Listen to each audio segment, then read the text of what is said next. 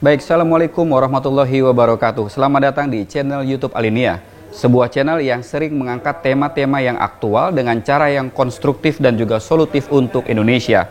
Kali ini kita akan mendiskusikan hal yang sangat penting, yaitu tentang radikalisme, intoleransi, dan masa depan NKRI. Pemirsa, belum lama ini terjadi sebuah peristiwa yang sangat mengkhawatirkan, yaitu adanya aksi teror dilakukan oleh kelompok Mujahidin Indonesia Timur Poso yang dipimpin oleh Ali Kalora.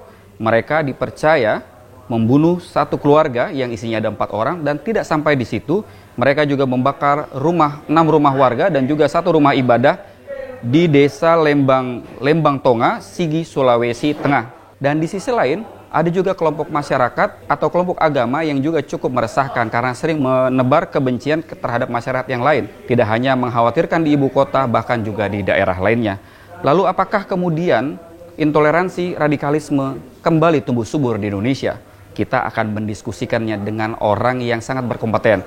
Dan bersama saya saat ini sudah ada seorang pakar yang sangat concern dengan radikalisme dan intoleransi, dan dia juga pernah menulis sebuah buku, yaitu Islam dan Hak Asasi Manusia dalam Pandangan Nurholis Majid, dan beliau adalah Direktur Jaringan Moderat Indonesia, Mas Islah Barawi. Selamat siang Mas Islah. Selamat siang. Apa kabar? Alhamdulillah. Sehat Mas ya? Sehat, alhamdulillah. Walaupun COVID, kita harus tetap jaga kesehatan Mas Islah. Harus jaga kesehatan. Baik Mas Islah, saya ingin bertanya nih. Kita tadi saya sudah kasih pembuka bahwa ada sebuah aksi terorisme yang cukup mengkhawatirkan di Indonesia, yang tidak pernah kita duga-duga. Tadinya mungkin sel ini sedang tidur, tiba-tiba dia muncul dengan melakukan penganiayaan, bahkan pembunuhan dan ancaman terhadap warga sekitar di Poso. Kalau Mas Islah sendiri melihat dalam membaca kasus Sigi ini seperti apa? Kalau kasus Sigi ini kan sebenarnya memang sudah terjadi dari suatu kelompok yang memang menyatu dalam satu pelarian kelompok teroris yang memang sejak dulu menjadi duri dalam daging di dalam masyarakat kita, dan memang hanya ada di Poso, yaitu di bawah Mujahidin Indonesia Timur, kelompok Ali Kalora ini. Ini memang tidak pernah habis sebenarnya, tapi memang mereka terlokalisir. Ini sebenarnya memang tidak terlalu menghentak sebenarnya. Ada beberapa kejadian yang memang selalu terulang. Kelompok ini mengganggu secara brutal terhadap petani-petani dan juga masyarakat di sekitar Poso ya.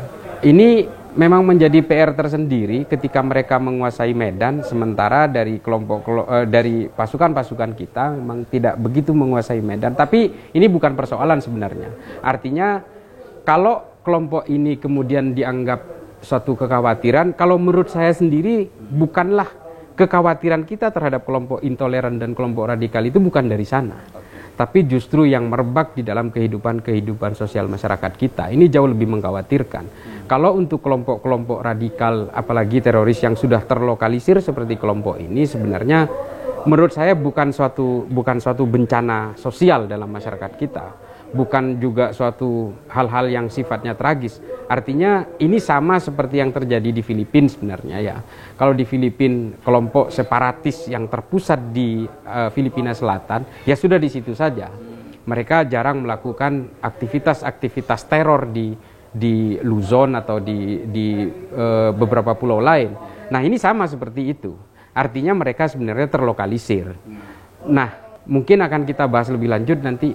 Seperti apa sih gerakan-gerakan radikal dan intoleran yang lebih mengkhawatirkan buat kita? Nah, mungkin nanti kita akan bahas. Sebelum itu tadi kan Mas Islah menyebut bahwa ini kelompok sudah tidak besar. Ya, kelompoknya sudah mengecil dan kemudian dia sudah terisolir di sebuah wilayah tertentu. Ya. Tapi kemudian tiba-tiba dia muncul menghentak, kira-kira seperti itu ya. Ya. Karena diberitakan secara luas ada sebuah kelompok teror turun dari gunung membunuh satu keluarga. Ya. Ya mungkin walaupun itu hanya terjadi di Poso, tapi ini menjadi khawatiran bersama. Dan yang kemudian menjadi pertanyaan masyarakat adalah, kelompok ini sudah lama tidak muncul, tiba-tiba muncul. Sebenarnya apa niatan mereka? Apakah mereka itu niat mendeklarasikan diri bahwa hello kita masih ada, kira-kira gitu ya? Ya. Atau misalkan dia juga ingin dalam tanda kutip menunjukkan kepada mungkin founder mereka yang ada di luaran sana, menunjukkan kita masih eksis loh. Ya. Apakah seperti tujuan mereka?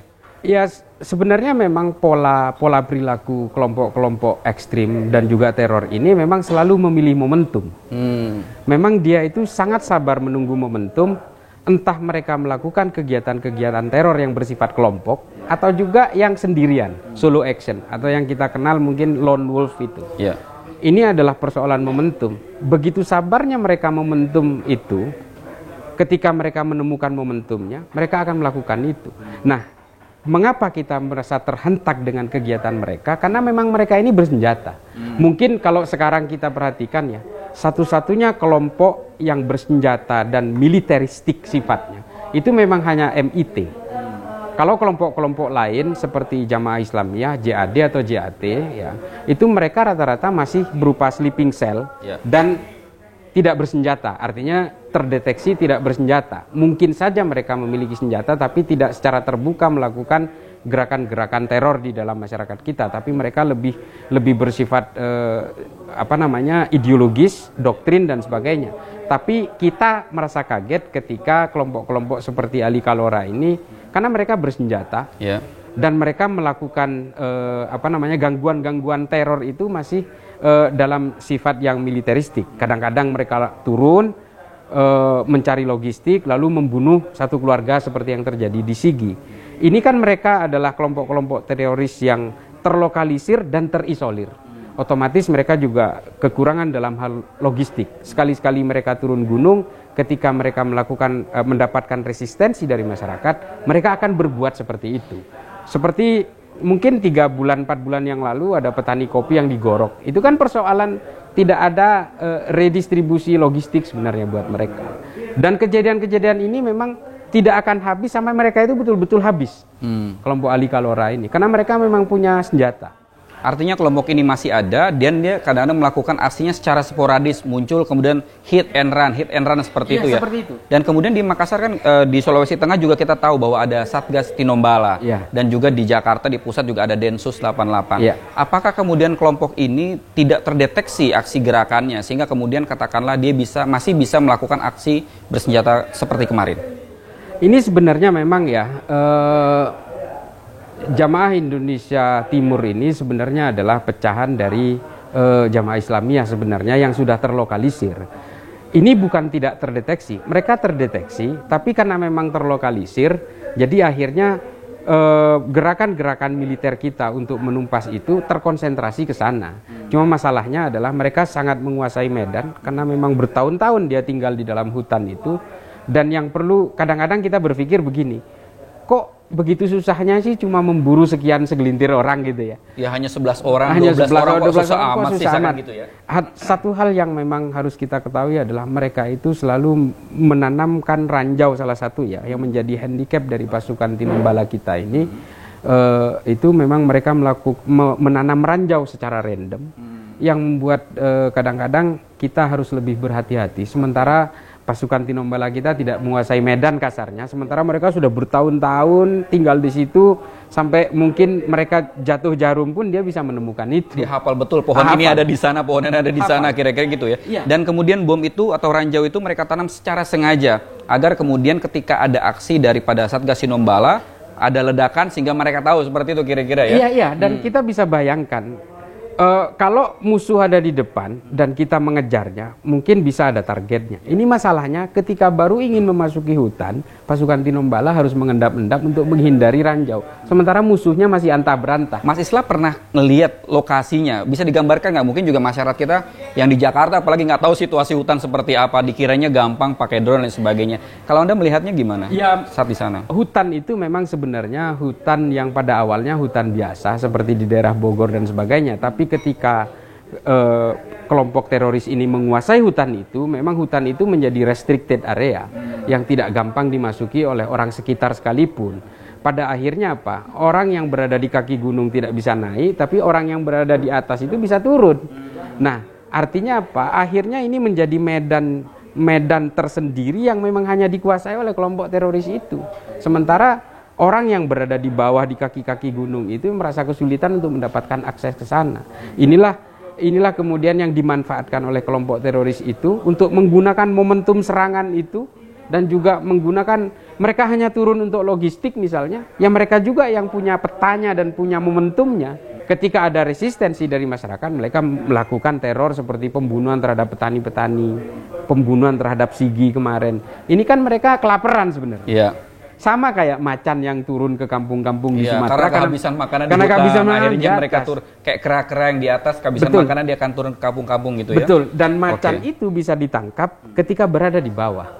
Ketika macan itu kembali ke hutannya, orang sekitar juga nggak bisa nangkep lagi. Karena yang menguasai medannya hanya macan itu. Kurang lebih seperti itu analoginya. Ya, baik, kasus Sigi ini sebenarnya hanya salah satu kasus soal radikalisme di Indonesia.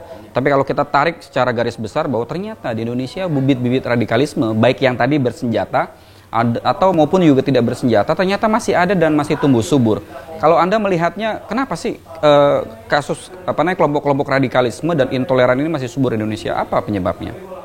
Ini mungkin ceritanya sangat panjang ya. Ada beberapa gerakan-gerakan yang menamakan kelompok-kelompok revivalis dalam Islam atau gerakan-gerakan purifikasi ya terhadap ajaran Islam. Itu memang selama periode Orde Baru memang ini kan terbendung ini. Lalu ketika pasca reformasi ini kan kemudian menjadi lepas liar. Nah, inilah kemudian mengapa pasca reformasi itu bom Bali juga terjadi di situ. Abu Bakar Ba'asyir yang tadinya setelah dipenjara di sini kemudian lari ke Malaysia dan di Malaysia berhasil menggelembungkan komunitasnya, pasca reformasi dia kembali ke Indonesia dan memperlebar jaringannya Jamaah Islamiyah Asia Tenggara. Nah, inilah kemudian kelompok-kelompok yang mengatasnamakan purifikasi ajaran Islam inilah kemudian yang membuat satu gerakan-gerakan intoleran. Jadi kalau kita perhatikan sebenarnya begini. Awal dari radikalisme itu adalah gerakan intoleran dulu. Gerakan intoleran ini berasal dari mana? Dari gerakan purifikasi, revivalis ini. Artinya gini, ketika orang mengatasnamakan dirinya seorang pemurni ajaran Islam, maka orang di luar dirinya ini dianggap sebagai orang yang tercemar. Betul. Artinya apa? Gerakan-gerakan purifikasi ajaran Islam ini selalu berbasis intoleransi. Ini ada beberapa. Jadi bibit awalnya adalah intoleransi itu. Intoleransi itu, lalu kemudian berkembang ke radikal, tahap berikutnya menjadi ekstrim, tahap berikutnya lagi menjadi teror. Ini adalah tahapan-tahapan yang tidak bisa dianggap enteng sebenarnya. Ada salah satu seorang diplomat dari Amerika namanya Farah Pandit. Dia pernah melakukan penelitian. Ini adalah diplomat utusannya Obama untuk negara-negara Islam. Dia pernah membuat satu penelitian yang secara empirik mengatakan bahwa semua teroris yang tertangkap di seluruh dunia itu, ini mohon maaf, saya harus membuka ini dan ini empiris bisa dibaca ya. Dalam bukunya Global Terrorism itu, Farah Pandit mengatakan semua teroris yang tertangkap di seluruh dunia itu pasti melaksanakan tafsir Wahabisme dan juga Salafisme. Semua. Tapi tidak semua Wahabisme dan juga Salafisme itu menjadi teroris. Artinya ada dari bagian dua ajaran tersebut yang menjadi teroris, walaupun ada juga yang tidak. Iya, nah ini kan semua adalah gerakan-gerakan revivalis yang mengatasnamakan purifikasi ajaran Islam. Nah, purifikasi inilah kemudian yang menjadi basis dasar dari hakimiyah, lalu kemudian menjadi takfiri itu. Inilah bibit-bibit awal intoleran itu. Nah, pasca reformasi, gerakan ini menggelembung, membesar dan spread out di tengah-tengah masyarakat kita, yang kemudian masyarakat kita itu menjadi familiar, friendly, mengadopsi semua ajaran-ajaran intoleran itu. Artinya kalau bicara penumpang gelap reformasi, ini kelompok ini kira-kira ya. Dia menikmati kebebasan itu. Betul. Artinya penumpang gelap ini memang selalu ada saja dalam setiap momentum. Tapi berbicara tadi purifikasi ajaran keagamaan, artinya ada kesalahpahaman atau mungkin kekeliruan sebuah kelompok dalam memahami ajaran agama. Padahal maksudnya di Indonesia ini kan banyak ormas-ormas yang moderat, begitu besar gitu kan ya. Apa yang salah kemudian dalam cara berdakwah ulama-ulama kita atau misalkan ormas-ormas kita, sehingga masih ada saja kelompok-kelompok kecil yang memahami agama dalam tanda kutip secara sempit, sehingga yang tadi dia berbicara agama saya lebih murni, Anda berbeda, Anda maka di luar kami, kira-kira seperti itu. Anda kafir misalkan kayak gitu. Memang seperti itu yang terjadi di Indonesia. Jadi gini, kalau saya sedikit bercerita ya, saya itu masuk kuliah tahun 89. Saya waktu itu sudah membaca buku-bukunya Said Qutb. Buku-buku Said Qutb, terutama Fi Dhilalil Quran, itu adalah buku yang menanamkan konsep hakimiyah dan takfiri itu. dan yang menganggap bahwa orang-orang yang berdiam di satu negara yang tidak menggunakan hukum syariah Islam itu dianggap sebagai orang-orang jahil yang layak untuk diperangi. Makanya wilayah-wilayah negara yang tidak menggunakan hukum Islam itu adalah wilayah darul harbi, daerah darurat perang. Saya sudah membaca itu tahun itu, tapi mungkin pada zaman itu Orde Baru berhasil menekannya secara represif dan mereka tidak berkembang. Nah, apa yang terjadi sekarang itu adalah konsep-konsep dari Said Qutb inilah kemudian yang berkembang dan dikembangkan lagi secara global oleh Ikhwanul Muslimin. Nah, inilah yang kemudian menjadi titik kunci persoalan. Konsep hakimiyah, takfiriyah dan sebagainya ini mendompleng semuanya dan menjadi satu kesatuan dengan kelompok-kelompok yang mengatasnamakan purifikasi dalam Islam itu. Apa yang terjadi sekarang di kita? Kemudian ajaran-ajaran radikal, tafsir-tafsir radikal ini begitu gampangnya masuk melalui konsep-konsep purifikasi ini. Ini saya tidak menuduh bahwa Salafi atau Wahabi itu adalah pasti mengajarkan terorisme, tidak. Tapi ketika mereka mengemban konsep purifikasi ini, maka dengan sendirinya secara logika dasar saja, ketika dirinya menganggap paling murni, maka orang lain dianggap sudah tercemar. Yang lain tidak murni. Nah, inilah bibit intoleran itu terjadi. Proses bid'ah, ahlil kubur dan sebagainya, itu kan akan menganggap orang, oh kamu tidak Islam, kamu laknatullah, karena kamu berbeda dengan saya. Ini yang kemudian yang terjadi. Nah, konsep-konsep dari inilah kemudian yang membangun intoleransi yang kemudian pada tahap berikutnya menjadi radikal. Seperti itu kurang Jadi lebih. tahapan-tahapan intoleransi kemudian menjadi Betul. ada tahapan-tahapan sampai menjadi radikal. Iya. Nah, berbicara mengenai tadi Sigi, berbicara tentang bibit intoleransi Indonesia, ada juga belakangan ini kan kita diramaikan dengan pemberitaan salah satu ormas, sebut saja misalkan FPI ya, yang belakangan ini mewarnai pemberitaan terkait dengan, ada juga yang menyebut ini adalah juga kelompok toleran, ada juga yang menyebut ini adalah kelompok radikal. Kalau Anda melihatnya seperti apa kelompok ini? Nah, ini kita harus merunut kepada definisi radikal. Jadi banyak orang tidak tahu bahwa menganggap, loh FPI ini radikalnya di mana? Nggak pernah ngeledakin bom di stasiun atau di hotel kok. Nah, ini adalah kita harus kembalikan kepada definisi radikal itu sendiri. Tidak ada definisi radikal yang baku dimanapun di negara ini. Setiap negara menggunakan definisi radikal ini selalu berbeda, termasuk negara kita. Apa efeknya? Kemudian kalau definisi radikal ini tidak diketemukan secara rigid, ya akhirnya produk-produk turunan terhadap hukum yang berlaku juga berbeda. Ini yang menjadi masalah. Definisi radikal itu ada yang menganggap, Daniel Kohler misalnya menganggap bahwa ini ada nilai-nilai sakral yang terganggu, lalu kemudian dianggap kalau nilai sakral ini diganggu orang lain, maka dia tidak akan terima dan menyerang orang itu. Ada juga konsep Scott Atran dan sebagainya. Bermacam-macam tentang definisi ini. Tapi yang paling seru menurut saya, definisi dari Syekh Usama Said Al-Azhari. Ini mengatakan sesederhana begini, radikal itu adalah ketika orang sudah tidak mengakui negaranya. Ketika seseorang sudah menganggap negaranya ini adalah negara yang berbeda dengan keyakinannya, dan ideologi negaranya itu adalah ideologi negara yang yang berbeda dengan keyakinan agamanya, maka ini radikal.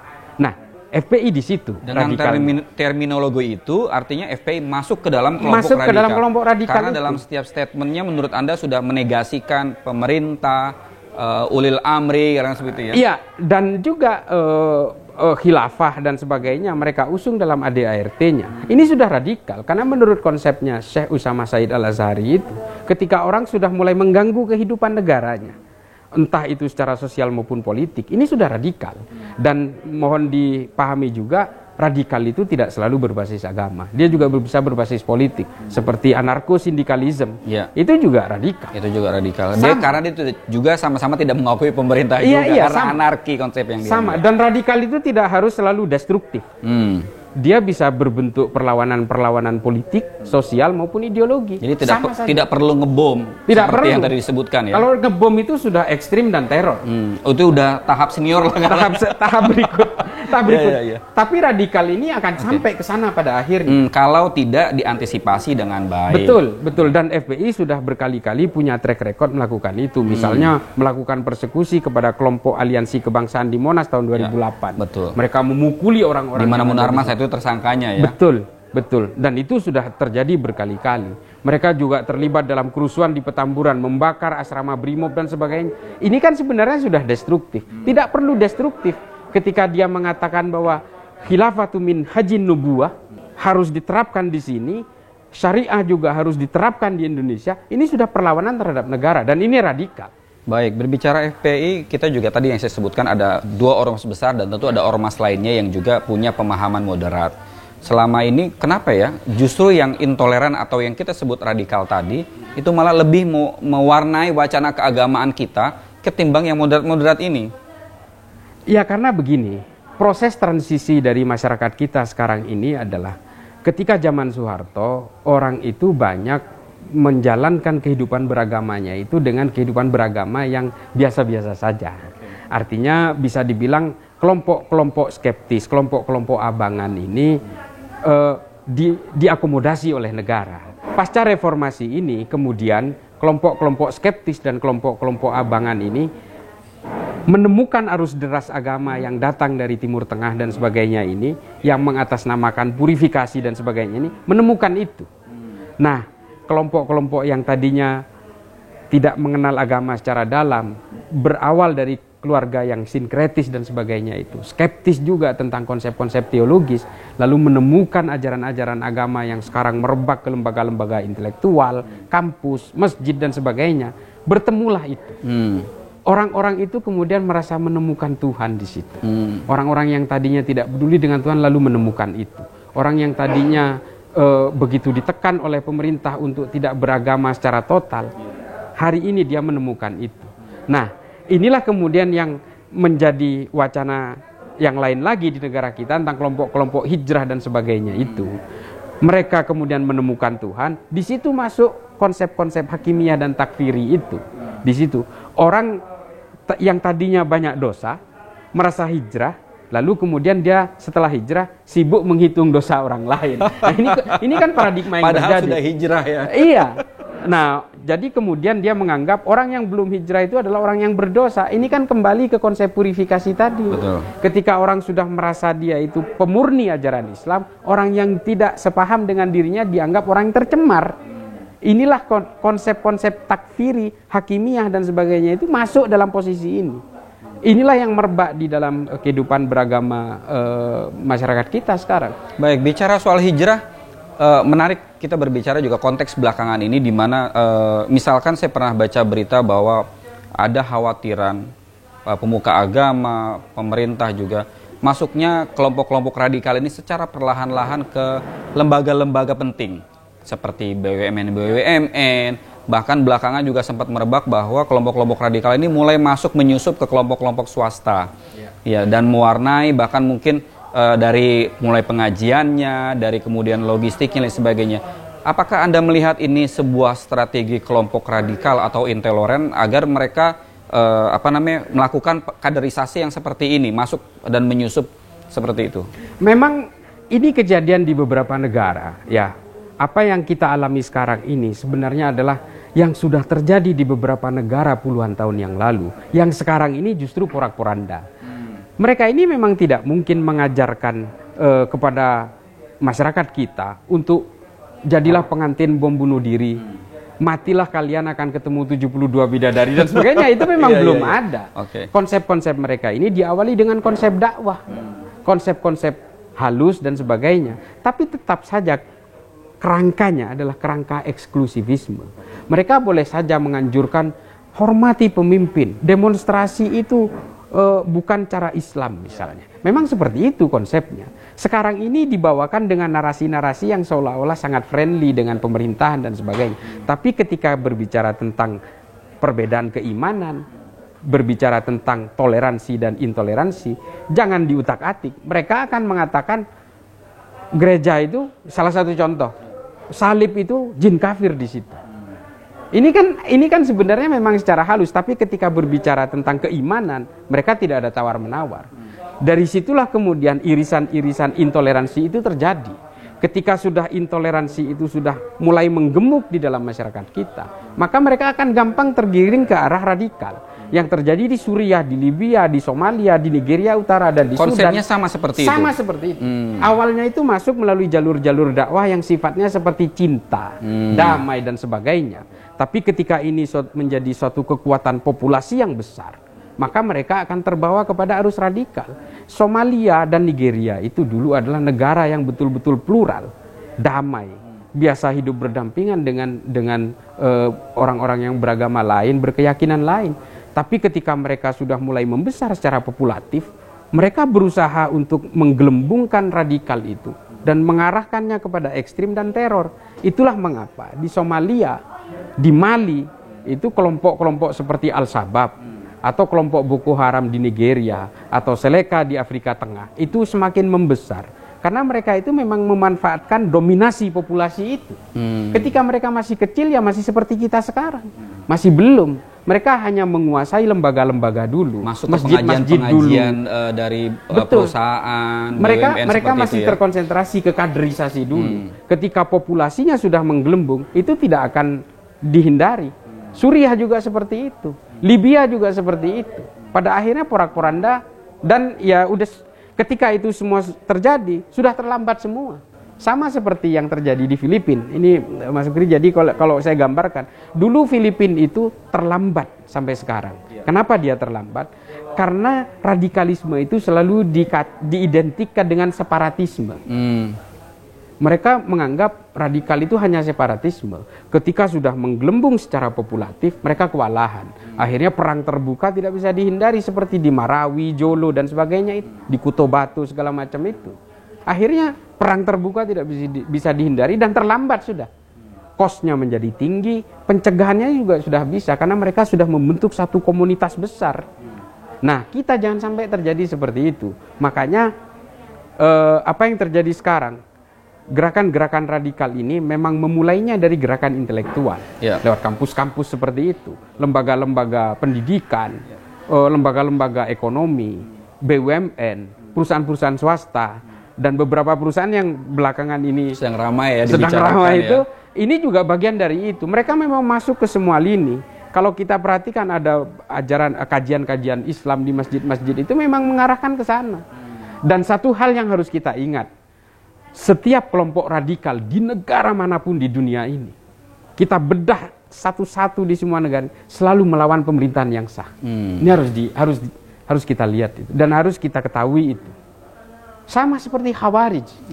Khawarij itu dari dulu memang tidak pernah mau berkolaborasi dan mau damai-damaian dengan penguasa.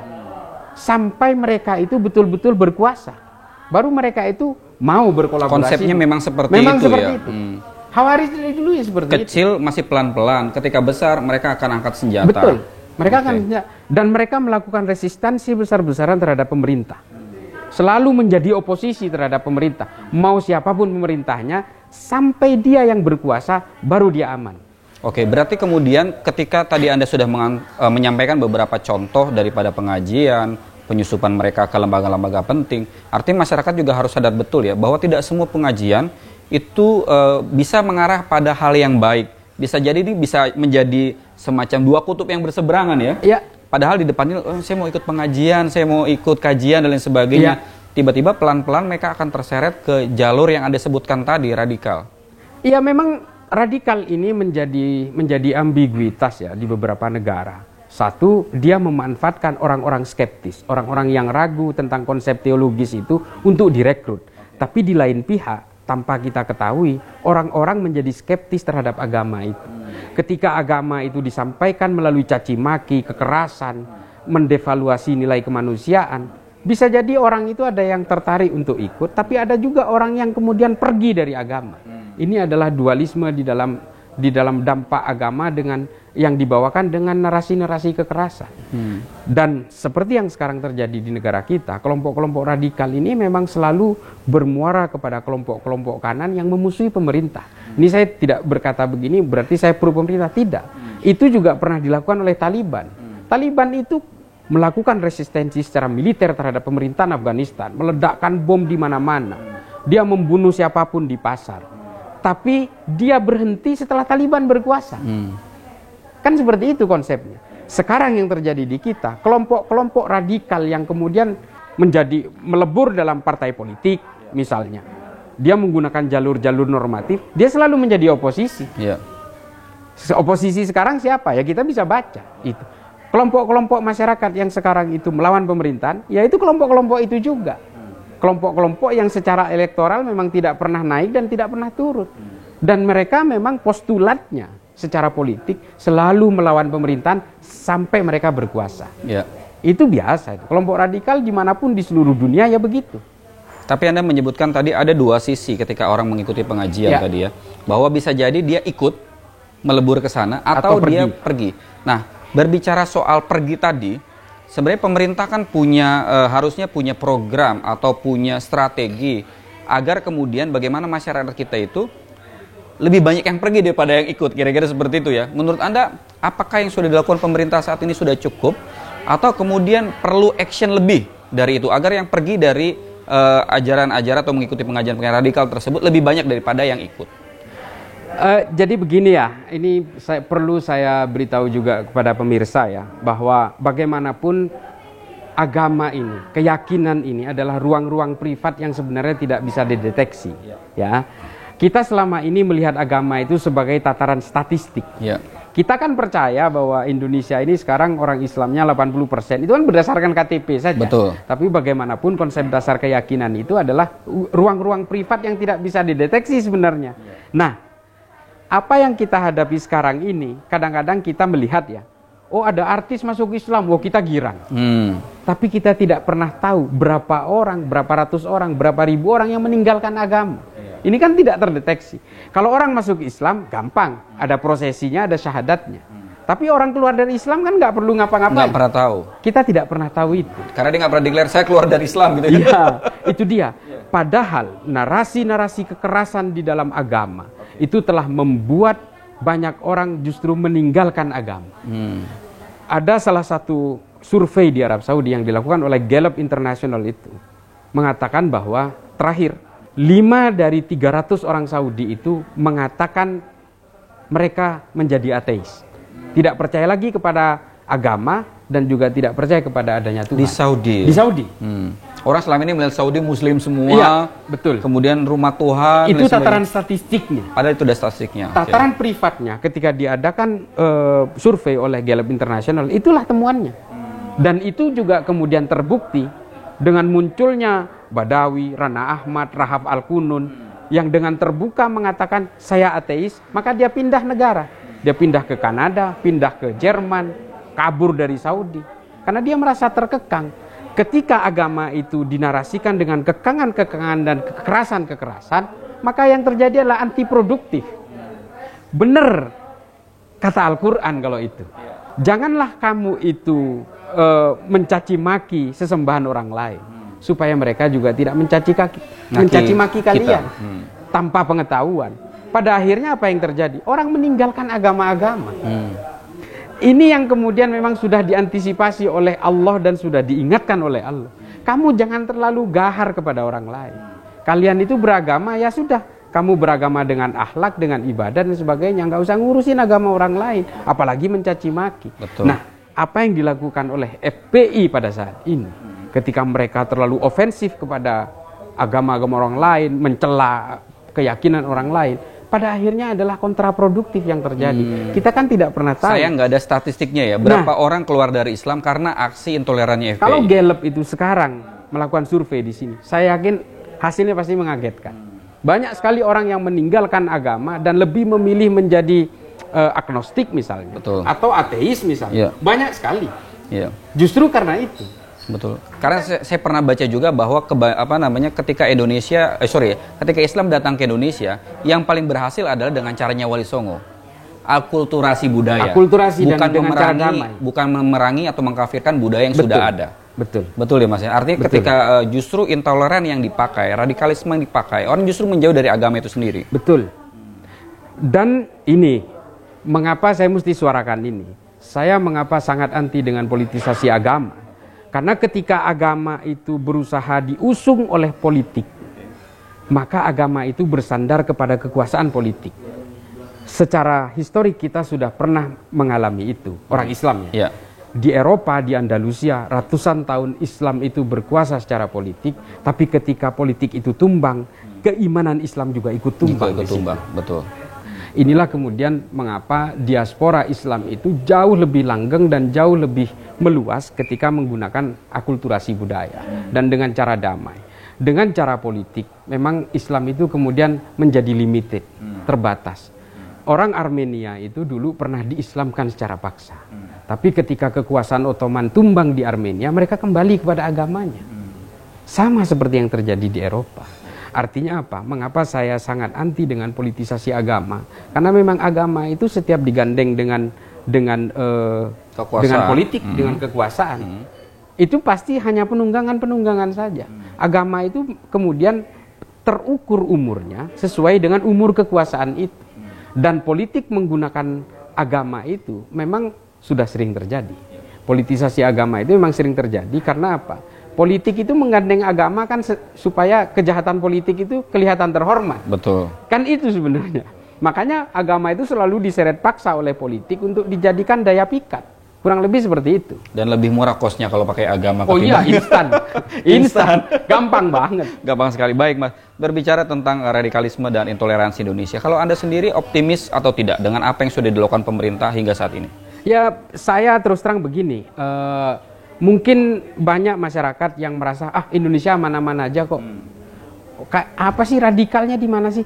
Oke, memang kita tidak saat ini orang-orang yang melihat hanya pada tataran permukaan, kasat mata lah, kasat mata, on surface gitu, memang sepertinya aman. Tapi ketika semakin menyelami dunia radikal itu, dan mengapa juga Detasmen Khusus 88 sering melakukan penangkapan, ya, ini kan sebenarnya seolah-olah orang itu cuma ingin pengalian isu. Mereka tidak tahu bahwa mereka ini bergerak di bawah permukaan, yang menurut saya semakin mengkhawatirkan. Kalau kita itu tidak bergerak dari sekarang, tentu saja ini akan menjadi konflik yang terpendam untuk di masa depan. Artinya kalau kita tidak bergerak hari ini, maka ini akan menjadi suatu gelembung besar, konflik yang besar di masa depan. Nah, inilah kemudian yang dilakukan oleh pemerintah pada saat ini, menurut saya ini belum maksimal. Sangat belum maksimal. Satu, pemerintah kita juga seharusnya memberikan penguatan-penguatan kepada kelompok minoritas. Bukannya dengan disparitas perlakuan kepada mereka.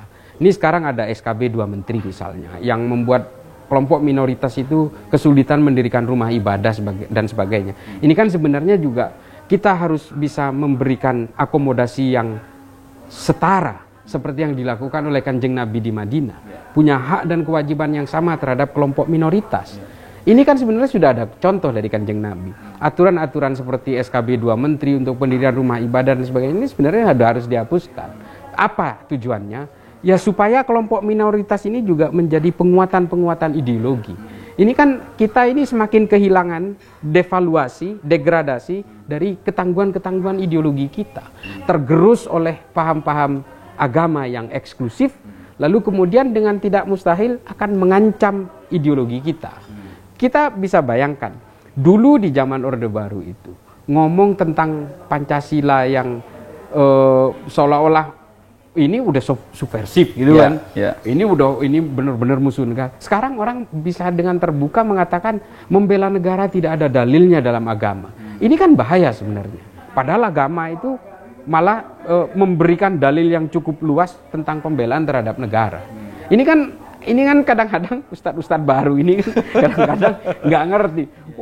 Dalil kok harus ada secara tekstual gitu. Ya enggak lah, dulu perang zaman Kanjeng Nabi di Madinah ini kan dilakukan oleh orang-orang yang non-muslim juga. Artinya ini membela negara.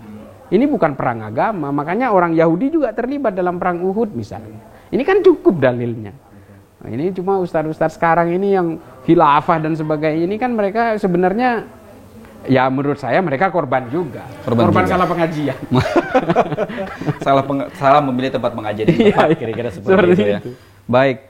Selanjutnya kemudian bagaimana, kalau tadi Anda berbicara tentang pemerintah harus bersikap, lalu kemudian yang lebih luas lagi, masyarakat kita tadi agar tidak tersesat atau tidak tersasar ke pengajian yang keliru, apa yang harus dideteksi di awal? Katakan mungkin ada juga saudara saya atau tetangga Anda ingin mendalami agama, tapi tiba-tiba dia masuk ke sebuah tempat yang keliru, padahal niatnya baik, ingin mengenal agama secara lebih baik lagi dengan mengikuti kajian dan sebagainya, tapi malah dia tersesat. Apa yang harus dideteksi sejak awal?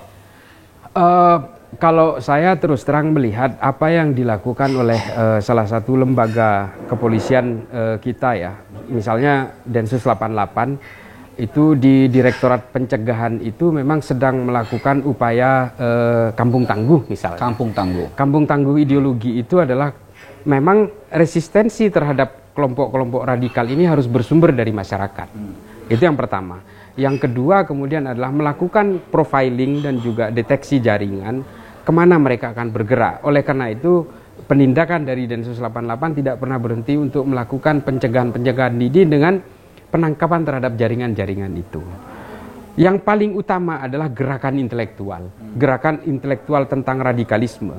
Masyarakat kita sekarang ini mengalami wilayah abu-abu terhadap radikalisme ini.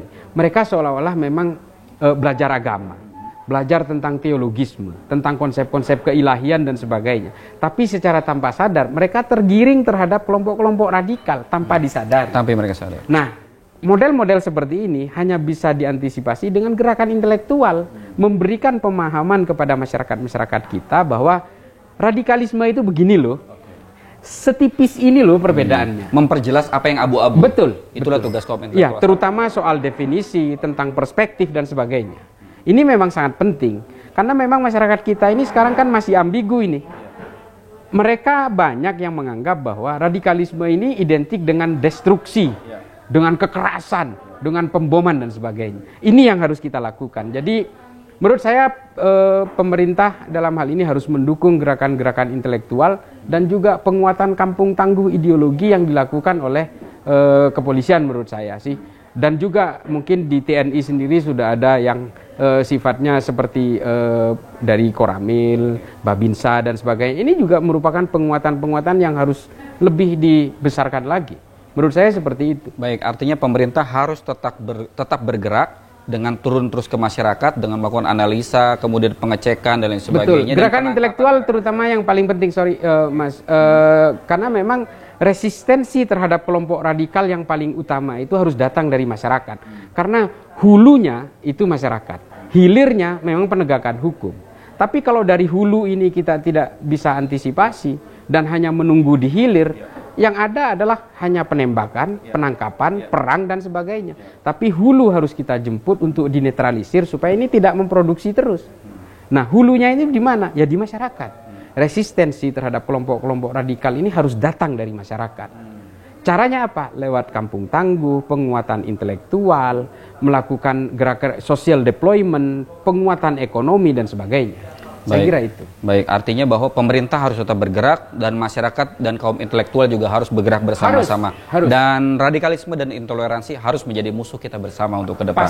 Pasti. Ya, baik pemirsa, demikianlah hasil diskusi saya dengan Mas Islah Barawi. Semoga apa yang disampaikan tadi mencerahkan kita semua dan kita lebih tahu apa itu radikalisme dan apa itu toleransi.